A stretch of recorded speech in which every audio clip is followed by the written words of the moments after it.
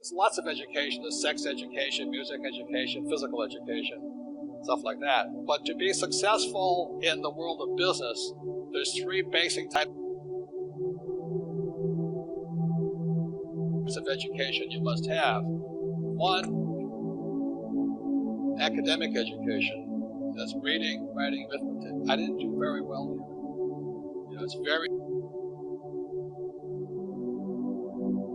important. I'm not saying it's not important, it's extremely important. So academic is very important. Second is professional, where they become a doctor, a lawyer, secretary.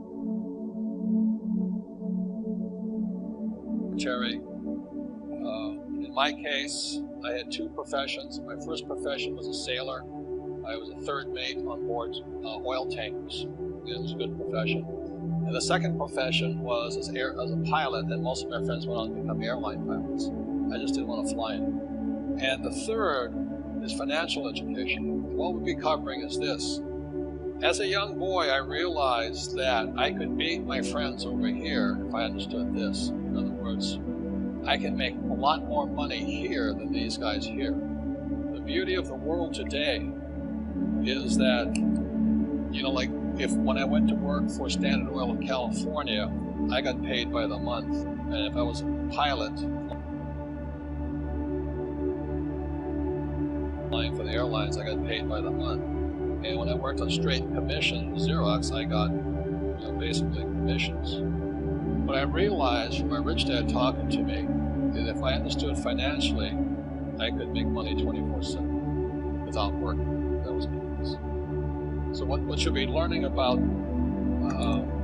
today is how we make money 24/7 without working. To me, that makes a lot more sense than working hard. The basics of financial education begins with this, with literacy, is it begins with an income statement and a balance sheet. This is the fundamental if you're going to be wealthy. And if you look over here, after mission, it's cash flow. This is basically accounting, CFOs, auditing departments. So as a young boy, that's when my rich dad started me on this. He says, if you can manage this, you'll always be a rich man, no matter what happens. So this here is income, expense, asset, liability. Where people get mixed up is they call their house an asset. And he says that's the problem. They call their car an asset. By GAAP, generally accepted accounting principles, I can actually count this suit as an asset. And that's what my rich dad said. That's where people get messed up. So this form is called an income statement. In America, this is called a balance sheet. There's a third form. It's called a statement of cash flow. So when you look at this here is the real game board from the cash flow game. This is income.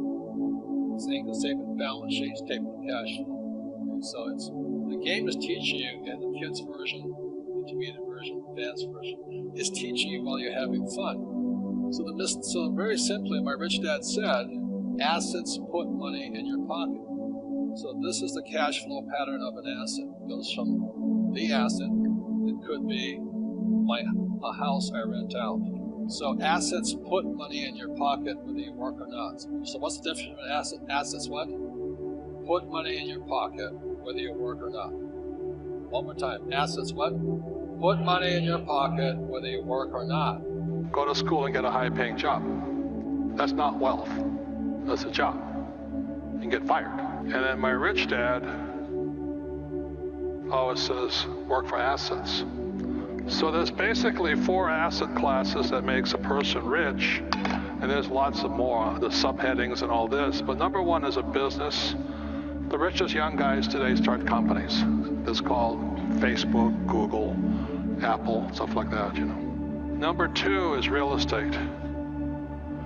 So what my rich dad taught me is a combination of being an entrepreneur in business and entrepreneur in real estate. It's that combination is I pay no tax, and I make a lot more money.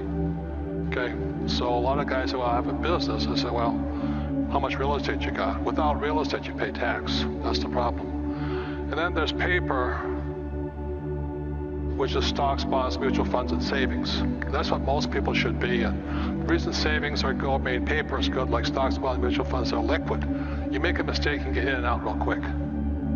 Go liquid. The trouble with these two, you make a mistake, you're there forever. Can't get in and out. So that's why you got to be very smart before you go in. And the last is commodities. And, that's why I own oil. And as the price of oil goes down, people say, are you losing money? I said, no, because in the U.S., if you deal in oil, you get tax breaks. I invest $1 million in oil, I get $800,000 back. So I get 80% return day one. So oil is very, very profitable. That's what, but I don't invest in oil stocks. Very different. Okay, so if oil goes to $20 a barrel, I'm still cash flowing, I'm still making money. So it's at about 40 right now. Hope it doesn't go too much farther, but I still make money, okay? And then the other commodities, there's 4 precious metals, what the 4 are. Gold, silver, guns, bullets. That's why I live in Arizona, not California. California, they don't let you carry guns. Everybody in Arizona carries. And the reason for that is because you have something, somebody's going to steal it. So Kenny, you want to say anything about the beauties of debt and how you learn to use debt to get rich? Okay, so when Kenny calls me and says, I have this property, it's in horrible condition, there's no income, there's expenses all over the place, you get excited, right? What Kenny is saying, I'm keeping the numbers simple, he's had income of 0, and this is 1,000. So you'd have a negative and a Y. And the banker goes, so if it's a tenant in it, the value is up. Right. So the thing that Kenny is always looking for is after we stabilize the building, he'll tell me, he says, look, in 5 years, I'm going to get this from 1,000 to 10,000. Yeah. I go, okay, so I know I'm in it for 5 years with it as an investor. And on top of that, we're going to reduce the expenses back to 500. NOI goes up, the value goes up, the debt goes up to, let's say, 10,000. So I have a friend, for example, he actually bought a building in a town up in Idaho where I have a vacation house for about $1 million. And it was an old Elks building, a beautiful building downtown, but it had been vacant for a long time.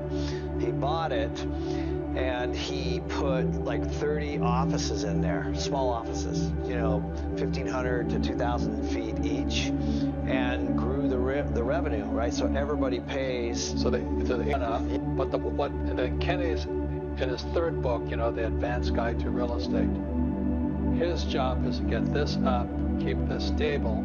Then he goes back to the banker and says, look, we've got all these tenant money's going up.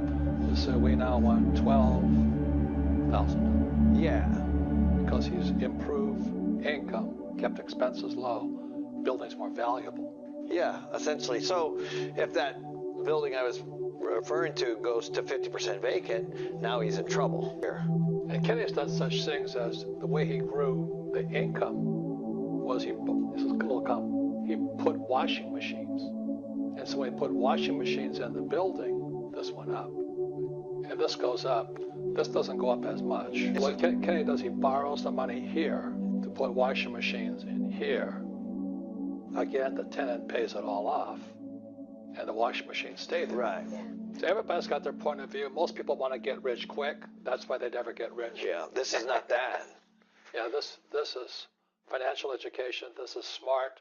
This is having your banker be your partner. Yeah, and so unlike the stock market or something, we're not trying to time things. We're trying to generate cash flow here and then move to the next one. And I give you one last thing, because those guys always upset me.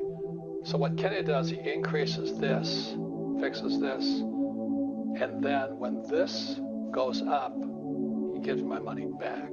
So I might give Kenny $1 million for 5 years, let's say.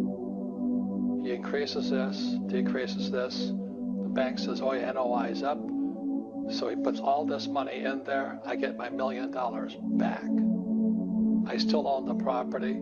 I still have the cash flow going in. So all you guys who want to get rich quick, it's called an infinite return. Yeah, and it's tax-free. Tax-free. The reason it's tax-free is because when we use debt to pay back debt, it's debt, so it's owed. So when Robert gets his money back, it's actually tax-free. Yeah, let me say I lend Kenny, this is pretty common numbers, I lend him $1 million. He fixes all this, the bank gives him $3 million. I get my $1 million back, Right. and that is tax-free. I get it back. Right. And I still own the building with Kenny. So yeah, so to your question, you know, you got to wonder why if you can invest $1 million and get it back tax-free and still have lots of cash flow. And still have the cash flowing this way. Why somebody would think that, you know, it's a pretty simple model. Takes money from your pocket. Let's define liability. Takes money from your pocket. So the reason people are afraid of losing their job is because they have liability, they are assets. So they have to keep going to work. So they go and buy a big house because it appreciates. What they have is a mortgage. And mortgage stands for death, mortgage here, death. Kills you. I'm not against mortgages. So they buy a big house, and especially here in Auckland, they have a big boat, and they have the BMW, the Lexus. And so this is the cash. They have a job, money comes in, cash comes in. I call this financial diarrhea. It flows out constantly, 24/7. Again, this is the real game sheet for cash flow games. This is the piece de resistance. A patent was awarded by the U.S. Patent Office basically on a financial statement, which I thought was interesting. But when I look at somebody's financials, people like E's and S's, employees and self-employed, they think this line here, salary, is the most that makes people rich, not this. So the purpose of the cash flow board game was to train people to take this money coming in here, come down this way, and come back up here. That's it. So the assets, there's 4 basic asset classes that make people rich. Number 1 is a business, and it's a business on this